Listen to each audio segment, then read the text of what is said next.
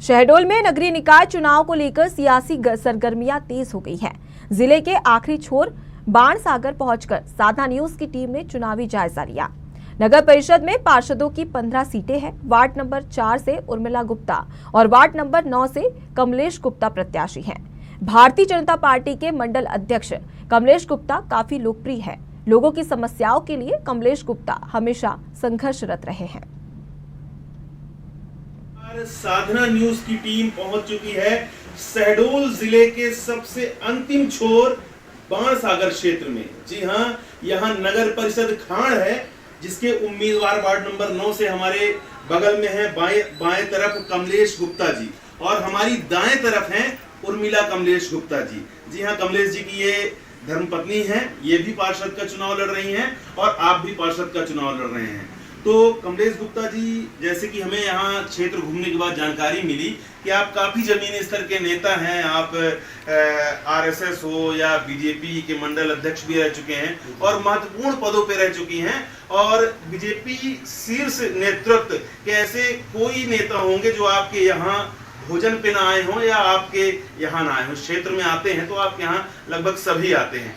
तो क्या आपका क्या कार्य योजना है? अगर जीतते हैं, आपको आशीर्वाद मिलता है, तो क्या बदलाव करेंगे, क्या सुधार करेंगे इस क्षेत्र में? जी देखिए, मैं सन 1987 से राजनीति में जुड़ा हुआ हूँ जी, और जब से जुड़ा हूँ तो सदैव मैं भाजपा के लिए काम किया हूँ जी, और मैं कई दायित्वों का निर्वहन ईमानदारी पूर्वक किया हूँ जी। लेकिन हम लोगों ने अभी विधानसभा चुनाव के पहले एक व्यापारी संघ के द्वारा मैं आंदोलन किया था और इसके बाद माननीय हमारे प्रदेश के मुख्यमंत्री जी का आगमन व्यवहारी में हुआ था जी। उनसे हम लोगों ने मांग की थी कि बाणसागर में कॉलेज होना चाहिए। बाणसागर में 40-45 वर्षों से निवासरत लोगों को मालिकाना हक पट्टा होना चाहिए। लेकिन माननीय मुख्यमंत्री जी द्वारा स्वीकृत भी किया गया कॉलेज बाणसागर के लिए, लेकिन वो कॉलेज कहीं दूसरी जगह खोल रहे हैं, जिससे क्षेत्र में काफ़ी असंतोष था। और माननीय विधायक जी से मैंने विरोध भी किया कि बाणसागर की कॉलेज बाणसागर में खुलनी चाहिए। इस कारण से मुझे पार्टी से बगावती बता करके मुझे टिकट नहीं दी गई। अब मैं जनता के बीच में मैदान में कूद गया हूं और मैं निर्दलीय के रूप में चुनाव लड़ रहा हूं।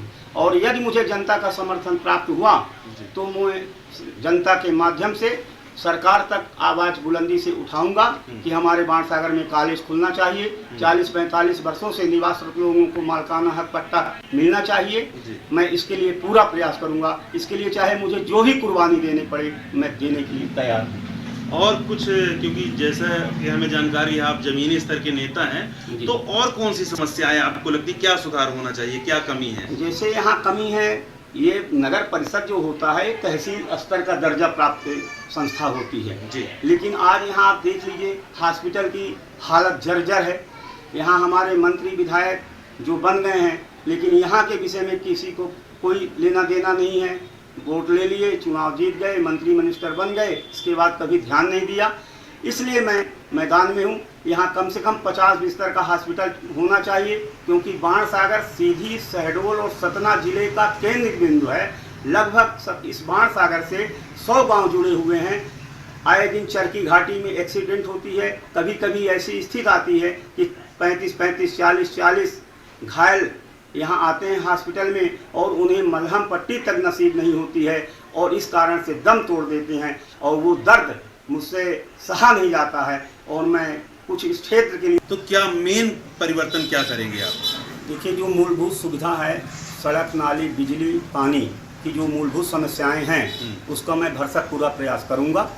इसके साथ जो हमारे क्षेत्र की मूलभूत समस्याएं हैं, जैसे कि कॉलेज का मुद्दा है, आपके पट्टा का मुद्दा है, सामुदायिक भवन का मुद्दा है, हॉस्पिटल की मुद्दा है, ये तो नगर पालिका की स्तर की नहीं है, गवर्नमेंट स्तर की हैं। इसके लिए मैं भरसक प्रयास करूंगा। मुझे जहां जहां जाना पड़ेगा, दिल्ली, भोपाल, मैं जाऊंगा और इन समस्याओं का निराकरण कराने का पूरा प्रयास करूंगा।